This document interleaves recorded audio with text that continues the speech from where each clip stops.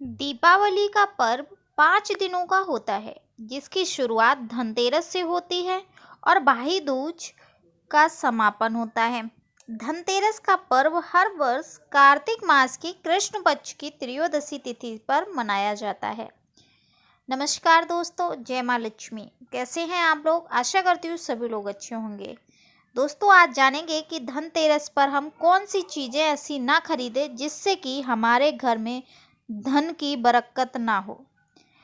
इसलिए ध्यानपूर्वक सुनिए, खरीदारी की शुभ मुहूर्त क्या है, किस प्रकार से आपको चीज़ें खरीदनी है और धनतेरस का जो शुभ मुहूर्त है वो कब का है, किस प्रकार मनाना है धनतेरस और कौन सी तारीख को धनतेरस रखना है, पूजा करनी है और दीपक प्रज्वलित करना है। सब कुछ जानेंगे इस छोटी सी वीडियो में।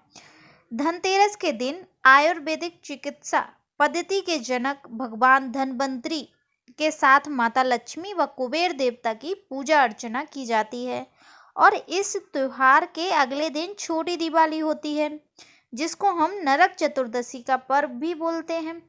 शास्त्रों के अनुसार भगवान धन्वंतरी की पूजा उपासना करने से आरोग्य की प्राप्ति होती है और व्यक्ति ऊर्जावान रहता है।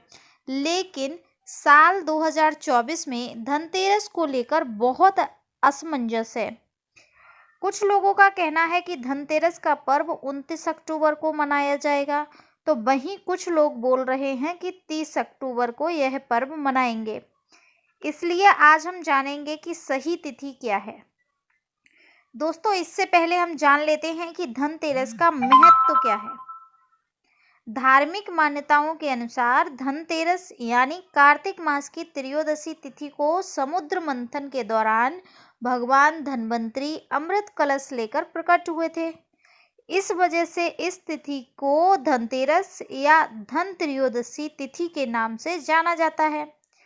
मान्यताओं के अनुसार भगवान धन्वंतरी को भगवान विष्णु के अंश अवतार माने जाते हैं। इस शुभ दिन पर भगवान धन्वंतरी के साथ विष्णु प्रिया माता लक्ष्मी, धन के देवता कुबेर और मृत्यु के देवता यमराज की भी पूजा होती है।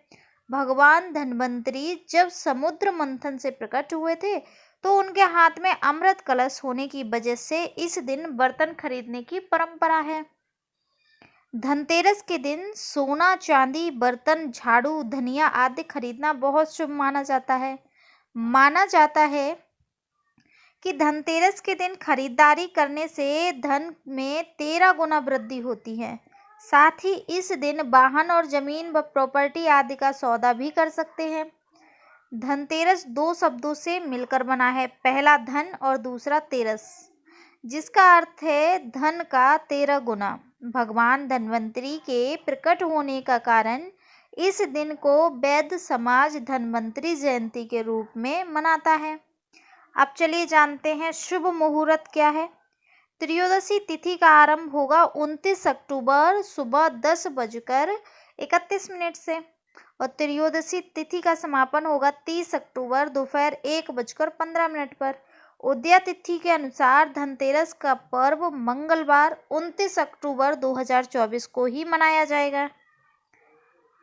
अब धनतेरस की जो शुभ मुहूर्त है वो क्या है। 29 अक्टूबर को गोधूली यानी कि प्रदोष काल में आपको शाम 6:31 से शुरू होगा और रात 8:31 तक रहेगा। ऐसे में आपको पूजा 6:31 से शुरू करके 8:31 तक समापन करनी होगी। 1 घंटा 42 मिनट का समय मिलेगा, आप इसमें पूजा कर सकते हैं। और धनतेरस की पूजा हमेशा प्रदोष काल में की जाती है। भगवान धन्वंतरी की पूजा उपासना करने के साथ साथ दीपदान भी किया जाता है। साथ ही घर के मेन गेट पर, छत या नल के पास एक एक दीपक भी जलाया जाता है।